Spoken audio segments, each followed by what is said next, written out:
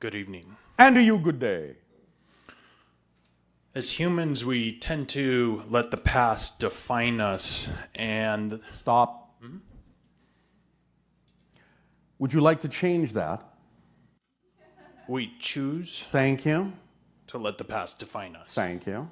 And we choose to let the future steer and guide us. Yes. Can you go into a little more detail on some of the mechanics at work here that have us get stuck in these moments and have us holding on to these beliefs and refusing to let them go? Yes. We have described this before. We will describe it briefly again. The mechanics literally have to do with beliefs that are in what you might call the wrong place. So, in other words, we've described to you the motivational mechanism. Have you heard us talk about this? Yes. Do you not understand it? That's the mechanism that you're asking about. The motivational mechanism. Do you understand it? Do you remember what it is? Can you please expand on it? I will take that then as a no. Sure. The motivational mechanism for all of you is this. This is a given. You will always, and I mean always, without fail, there are no exceptions, none of you, no exceptions, anywhere, at any time, ever, all of you will always move in the direction, act in the direction of what you believe is to your benefit. You will always move away from what you believe is not to your benefit. Once you understand that mechanism, then the logical questions follow. If I recognize that I am choosing things that I can see are not to my benefit, and I understand how the motivational mechanism works, that would mean, that must mean, I must have a belief attached to that mechanism that makes what I know would be to my benefit appear not to be to my benefit. I must have a belief attached to it that makes what I know is not to my benefit seem more beneficial than the alternative. That's the mechanism. Therefore, when you find out what those beliefs are, you can see that they don't actually make any sense where you have placed them. And once they make no sense, they're gone, and you can then recognize that a different belief, a more positive one theoretically, will take its place in the proper order in the motivational mechanism, and there will be no more impediment. You will break through it. That's how it works. So it's about examining the beliefs you have about the past in relation to you, the beliefs you have about the future in relation to you, and finding out which ones don't work for you and creating ones that do, and then letting go of the ones that don't and implementing the ones that do. The motivational mechanism framework doesn't care what you place on it. It will work the same. It will always amplify what you say is to your benefit, always, even if it's not, because you're the one that's placed it in that position in the mechanism, making it seem more beneficial or less beneficial. You have to get the order in the way that works for you. Yes? Right. Is this making sense? Indeed. Is this answering your question? It is, and I'm wondering if there are other, I guess, psychological or energetic components. Of course there are, yeah. But they're still all based on what you believe to be true. Right, that's it the all foundation. comes down to that, all of it. So it doesn't matter in what way you might express it psychologically. It doesn't matter in what way you might have been taught. The idea is you're telling yourself a story about yourself that doesn't work for you. Tell yourself a story that does. If along the way, because of the reflective mirror in the kit of excitement that reveals to you beliefs that don't work for you, which is its job, yes? Yes. So part of your excitement is to find out what is not your excitement. That's part of your excitement. Yes. So you can let it go and add the energy to your excitement. How exciting is that? Very. So when you proceed to the best you can in exploring these things, you will start to construct a different story that makes more sense to you about who you prefer to be in that story. Then you will start living that story, and you will experience a different kind of life. You don't have to make it more complicated than that, unless you believe you must. But if you're experiencing more complication than that, it's only because you've been taught to believe that you should. Remember, there is no such thing as an inherently difficult circumstance. Only your belief allows you to experience it that way. Everything is neutral. Doesn't have built-in meaning. You give it meaning with your definitional belief, and it responds in kind because it doesn't have a choice to do anything else but reflect back what you have put out. That's the law. That's the nature of existence. It's the structure of existence. Physical reality doesn't exist outside you. It exists within you. It's a concept. It's a projection. It's a dream. There's nothing out here. Nothing. There actually is nothing at all. There is no outside, in a sense. It's not when I say there's nothing out here that there is still an out here with nothing in it. There is no out here for anything to be in. There is no out here for nothing to not be in. There is no out there. Out there. So, From within to without. it's just a reflection. Again, you know that when you look at your reflection in a mirror, you're not really over there. It's just a reflection. Is this helping? Very much. All right. Anything else that you would like some clarification on? Or do you feel that this is actually answering your question sufficiently? It is. And what you've explained about time travel, shifting between realities Yes. is, and especially with regard to the future, that seems easily understandable, especially with a linear perspective. Yes. What is, I suppose, or could be chosen to be a more challenging understanding is that of how the past is not set and equally malleable. Yes, but that's only because that's what you've been taught to think about the past. Doesn't mean that's the way it is. That's just the way you've been taught to look at it. Right. And one of the most striking examples Yes. seems to be that of miracle healing. Yes. So someone has an irreversible ailment, Yes. and they come to a point where they experience that healing, Yes. and suddenly it vanishes, and they Yes. stand up out of the wheelchair Yes. or whatever. Yes. Because they shifted to a reality where it did not exist. Exactly, and that means they are not the same person that had it. They've never had it. It goes that far. Do you understand? Yes. It's not that they're the same person and they no longer have it. They are a person who never has had it. Right. Therefore, it doesn't even show up anywhere in the timeline. Yes? Now, you can create the continuity if you want as an experience. Oh, yes, I used to have it and now I no longer have it. But in a sense, that's just wordplay. Because you actually are a new person who never had it. But you're maintaining a sense of continuity that you're the same person who let it go.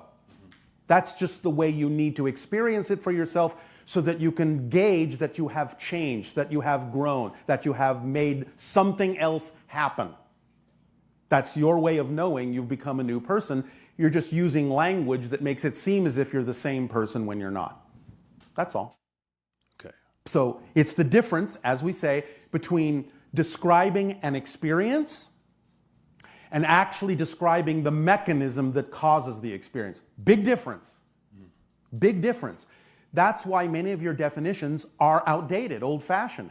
You still think that the description, the old-fashioned, outdated description, is actually a description of the mechanism. It's often not at all. It's just a description of how you choose to experience it. But it may have nothing to do with how the mechanism that caused it actually works at all. Do you understand? Right. The simple example we often give is the concept you call telepathy, which we term telepathy. Most people on your planet go, oh, well, you can read my mind. No, you can't. What you're doing is creating a vibrational frequency that is so similar to the vibrational frequency of someone else. You're mirroring them so closely, you're having the same thoughts at the same time. The effect, the experience seems to be, you're reading my mind. But the mechanism is no such thing. The mechanism is you're simply on such a similar wavelength that you're having the same thoughts because only those thoughts are germane to that wavelength. Therefore, you're in sync with one another, having the same thoughts simultaneously, like two tuning forks vibrating in harmony. But the tuning forks aren't reading each other's minds. Do you understand? Yes. They are simply representing the vibration that represents that particular frequency. And that's it. So, description of the mechanism, very different than a description of the experience. Doesn't invalidate either, but it's important to tell the difference. Because when you just go with the idea of the description of the experience, you're reading my mind, it creates all sorts of misunderstandings and assumptions that don't work in your reality. The whole idea sometimes of your scientists attempting to test for psychic abilities like telepathy, they find many times that there's no evidence for it. Why? Because they're attempting to test the experience. It doesn't tell them what the actual mechanism is behind it. Therefore, they're doing the wrong test. And of course, they find no evidence for it because they don't understand what it is. They have proven that the experience is not the mechanism. That's what they've proven by saying there's no evidence for this. That's all they've proven. But they haven't yet realized that the mechanism itself is completely different from the experience that they've just disproven is not the mechanism. Yes? Mm-hmm. Does that help? Yes, indeed. Thank you. Thank you kindly. You are kindly welcome.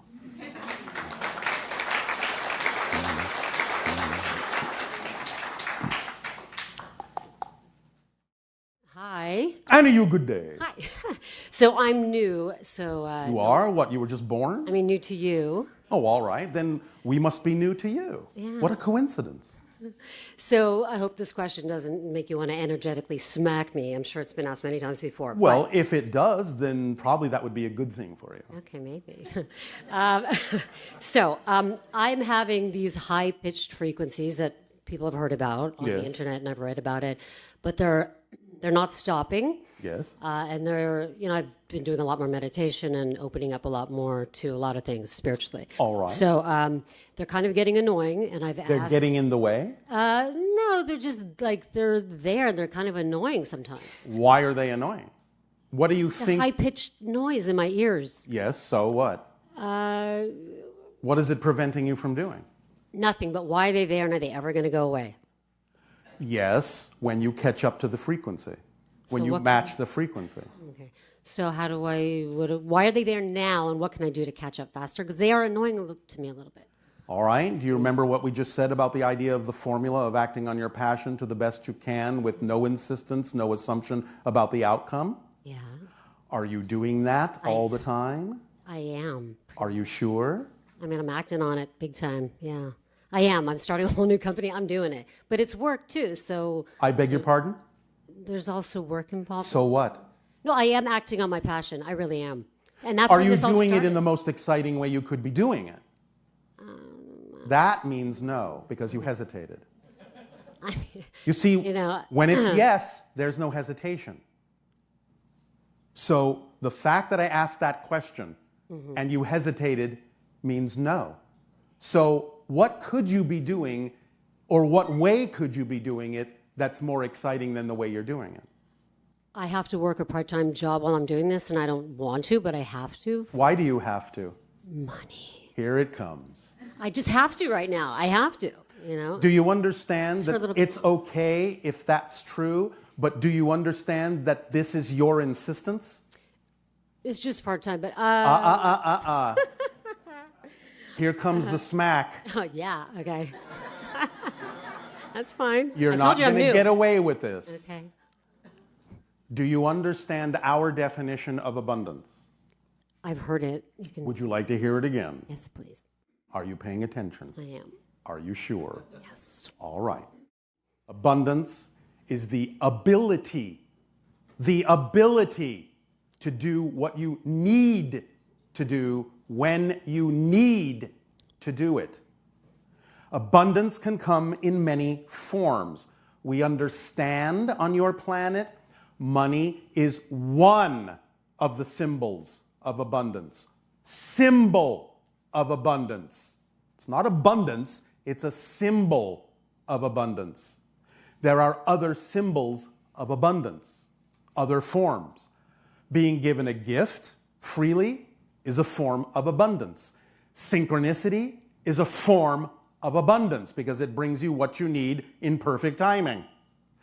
When you relax your insistence that it should only come in one form because you, with your physical mind, have determined that that's the only way it will work for you in your life, you are closing the doors to the other ways abundance could come that might actually be a path of least resistance, might actually be more capable of supporting you than insisting on that symbol having to be there in a certain way, in a certain amount, at a certain time. You are putting so many restrictions and constrictions on the flow of energy through you that it's no wonder and no surprise that those constrictions are causing the energy to create a frequency of resistance that you're hearing in your head. You're constricting your own flow. Too much. Now I understand you have the beliefs that say, I have to do this, I have to do that, and that's fine. I am not saying that you should not honor your belief. What I am saying is, recognize that it's only because of your belief that you experience the need to have to do it.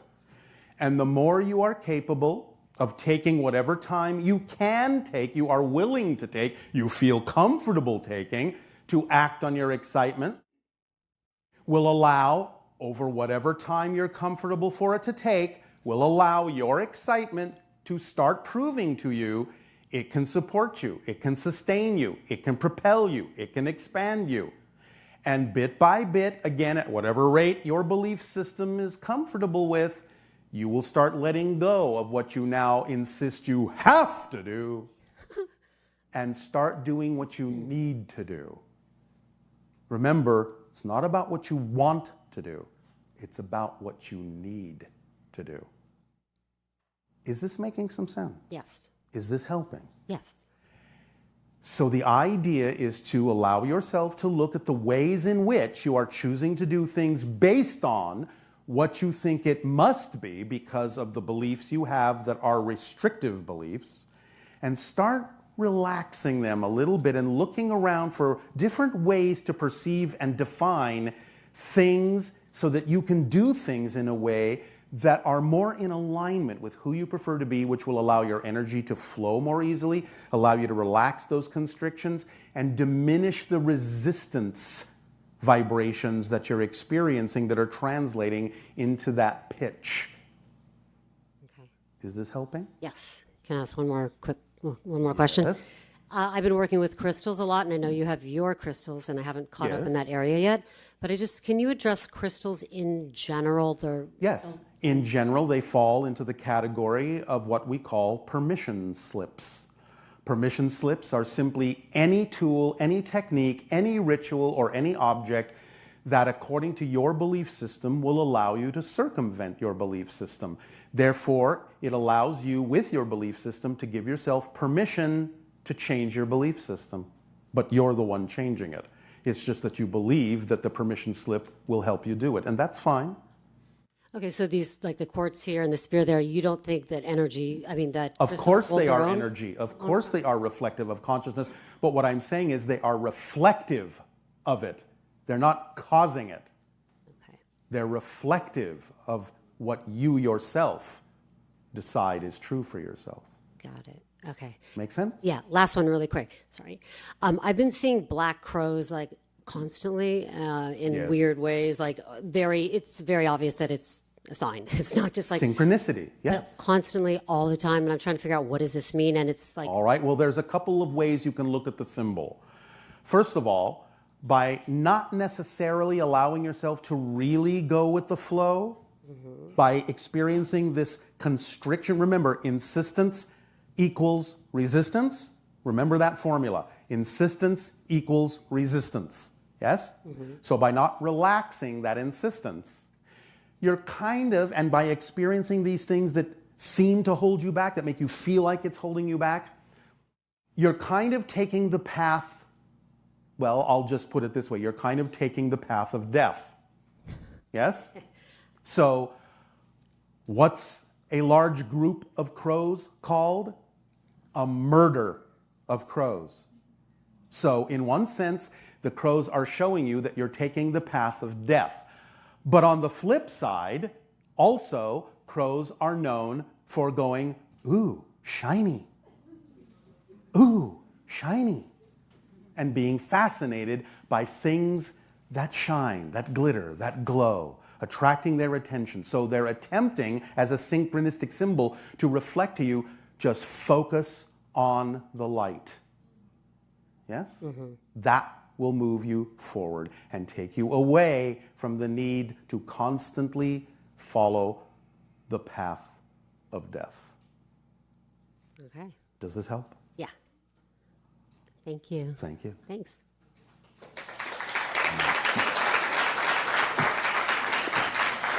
Let's say, for the moment, if you wish to just sort of give a little bit of a fun label to that synchronicity, that the primary crow that you can relate to as a symbol that represents all of that, you can give that crow a name. Would you like to do that? Call it Edgar Allan Crow.